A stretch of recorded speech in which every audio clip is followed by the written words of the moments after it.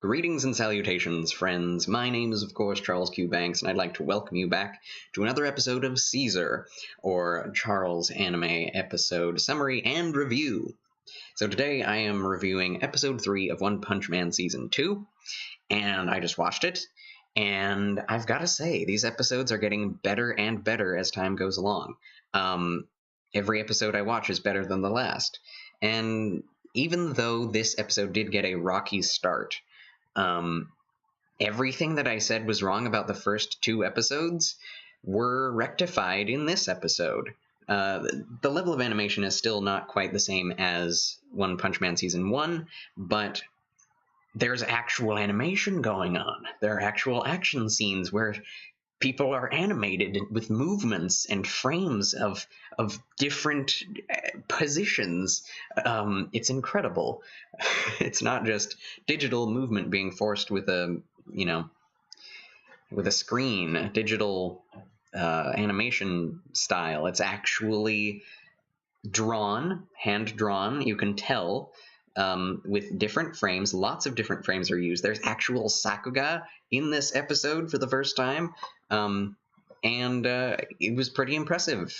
Again, nowhere near the Sakuga of the first season, but it's actually good looking. It's great to see characters actually moving around and to see fight choreography actually playing out instead of just a picture of someone swinging their fist, or a picture of someone moving real fast that gives you the impression of movement.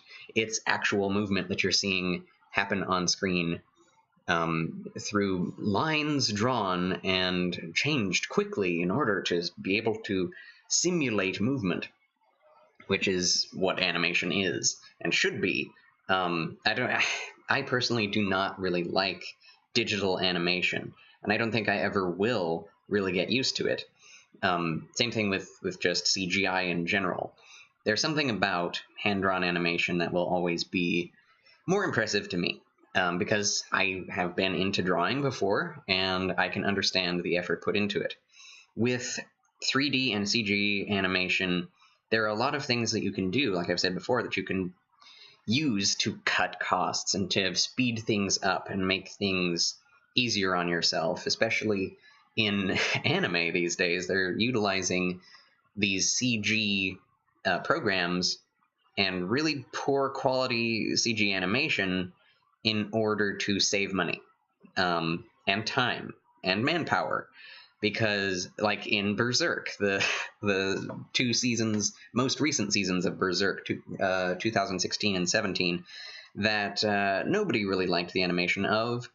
It's the same story as Berserk, but the animation really took that show, those two seasons of that show, down completely because of the corners cut in digital animation. Digital animation can be beautiful, but so few anime, and definitely in the anime community, there is this problem of very few studios and enterprises being willing to spend the money and effort and time to make 3D models look good and animate well. It would take nearly as much time to do that as it would just normal animating. So there's give and take there. But because technology is moving forward at such a fast rate, people think, oh, people are more interested in seeing digital and CGI stuff. But anyway, that's not really the topic. The topic is One Punch Man. And even though there are still digital effects on things, like you can tell that the blank canvas areas have been filled in by digital color gradients, which make Genos's armor look shimmery and shiny, but also make it look very digital and very CG, which doesn't mesh at all with the animation around him. Like at one point, he's talking to One Punch Man, and it's very close in the camera, and Genos is here, and One Punch Man is here, and Genos puts his hand up in front of himself to whisper into One Punch Man's ear, and the hand that he brings up is like totally CG. And it's really distracting. It's like, whoa, like that hand is so different than anything else. Just doesn't work. Same thing is a similar thing is utilized in a lot of skin textures, and especially Saitama's skin textures, where instead of just the flat skin color with maybe the one shading style, they put that same color gradient with like a kind of red, ruddy effect, which maybe is slightly more realistic, but it's used no matter what position he's in. So he'll be looking in this direction, and it'll be on his face, but then he'll be looking over this direction, and the red is on the back of his head. It's a rather, it looks cheap. It may just be an easy way to facilitate a texture than actually drawing and shading and coloring. So, and I don't really have a huge problem with it, but it is, again, kind of distracting. It's so different from the first season. But, so, let me get back to the beginning of the episode. I said it had a rough start, and it definitely does, because you have no idea what's going on at first. It starts out with a flashback, and you don't know this yet, and spoilers for anyone who hasn't seen the episode yet. That's how all of these Caesar episodes will be done. All these videos that I do will be done. The beginning scene is actually a flashback of Garo, and he's being taught by Silverfang, and he's being pushed out of the dojo of Silverfang because of his inabilities. And so that's kind of a backstory to Silverfang being told by another of Silverfang's students to Genos, who's in the same room in the apartment with Blizzard and King and One Punch Man, Saitama, in his apartment. And it's like, wait, okay, so there's a flashback, and it's being told by someone we've never met. And why is he all beat up? Why is he talking to Genos? None of that is set up. So you're just thrown into this random scene with a character you've never seen before. And all the other characters from the 2 episodes that we've met before are all in the same place, like they're good buds. We don't really know any of these characters, and we're not really attached to them yet. But it seems like the anime is wanting us, or the directors the creators are wanting us to feel related to these characters already, even though there's been literally no development beyond their introductory episodes. And I'm sure that'll be worked on in future episodes, but it was really difficult to kind of get into this episode because I had no idea what was going on. Who is this new guy? And in fact, which is actually funny and kind of a commentary on the way this episode was structured, One Punch Man himself turns around and is like, Genos, who is this guy again? And Genos has to tell us and exposit to us who this guy is, why he's here. And then he continues to tell the guy why he got beat up by his master, so on and so forth. So it really is kind of a messy scene. Beyond that, though, after that scene is done, we kind of have a very quick setup to what the rest of the story is, which is, now we know Garo, it's the same story as in, like, Star Wars, Anakin and Obi-Wan, or Kung Fu Panda with the tiger character and Shifu. It's an age-old story of the dishonorable student being cast out by his master and becoming an evil superpower that goes and kills others.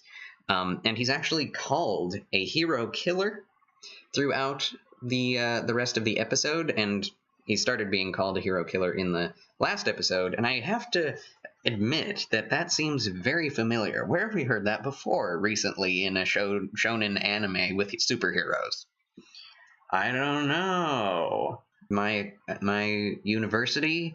Hero Uni? Anyway, so that's a strange thing. Having 2 anime with such similar characters in such a short span of time. I guess My Hero Academia's hero killer character did come out a year earlier, and One Punch Man came out separate times, but it is kind of strange that there's not more variety in these villains. Of course, the hero killer in My Hero Academia was not a main, like the end boss or the main villain of the entire series. But the similarity is definitely there. I have to draw attention to that. It's weird. Because the same thing is happening. This guy is just rebellious. He's going and finding all the heroes he can with the power that he's gained and trying to kill them. He has the ability to mimic the powers and figure out what powers and abilities all these heroes have so that he can use them on them and against them. And he's very effective at it. Something else about these 3 episodes of this season, while there is comedy throughout, and the first episode was the most comedic, the 2 episodes after that are very dark, it's a tonal shift from both the first episode and the first season.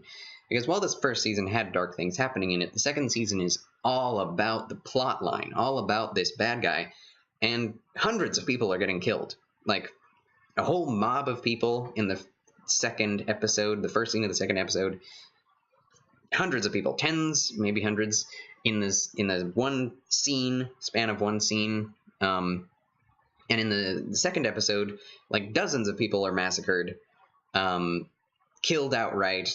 Maybe some of them survived. We know that a couple of the heroes that Garo beats up do survive, but they're very badly beat up.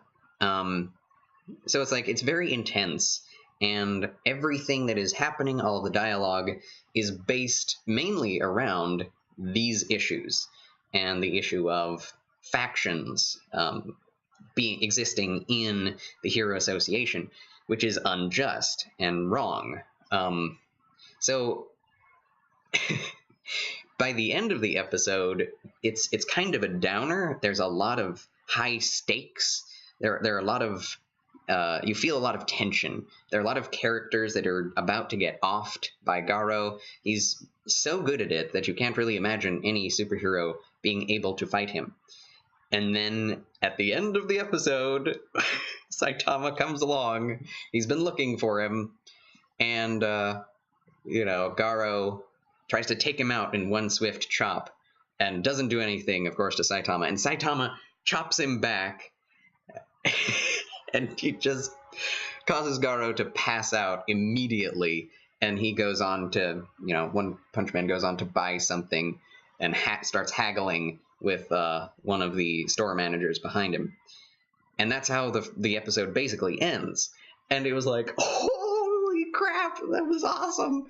So it's like a comedic end with like an absolute thrashing by the main character, the hero, against the main villain of the show that's been built up for 3 episodes. He's just totally destroyed by Saitama at the end of this episode. And it's like, it's so unexpected. You think it's going to be even longer. You think there's going to be a big fight.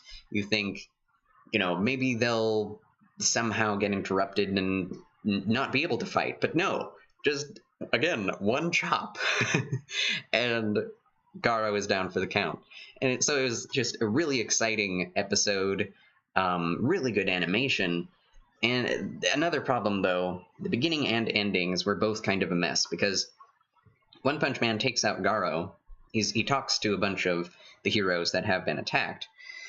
And he wants to go to a martial arts tournament in order to see what's going on, because Garo is a martial artist, and he's using heroic martial arts, or some form of superpowered martial arts, to defeat these heroes. And so One Punch Man thinks that seeing these styles of martial arts is going to help him win against Garo. So he gets a ticket from one of Silver Fang's students to go to a tournament that student was entering.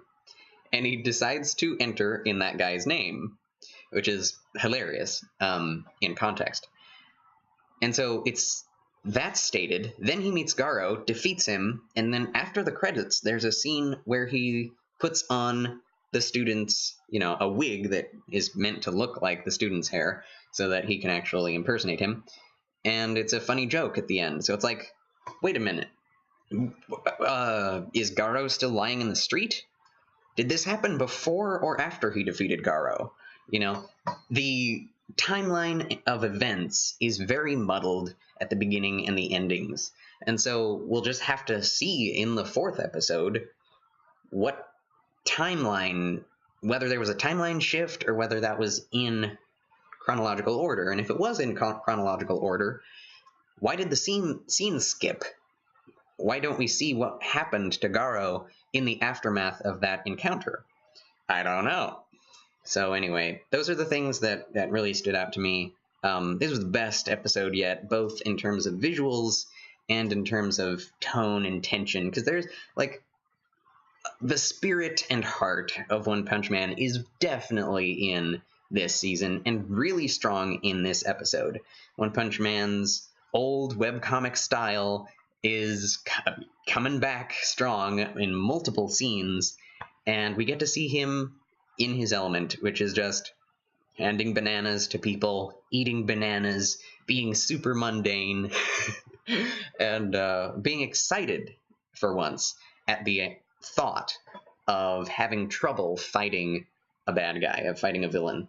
So it's kind of exciting to see where this would go, but he's already defeated Garo, so I do expect that Garo will wake up and will now be somehow invulnerable to One Punch Man's One Punch. That's just a theory. I haven't seen the next episode, but I'll get to that now. And thanks for watching, and until next time, farewell.